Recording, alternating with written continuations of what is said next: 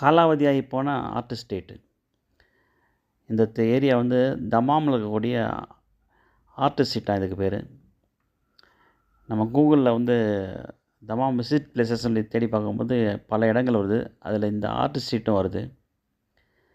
அப்படின்னு சொல்லி நம்மளும் பார்க்க வந்தோம். வந்தால் எப்படி இருக்குன்னு சொன்னால் ஒரு ஏமாற்றம்.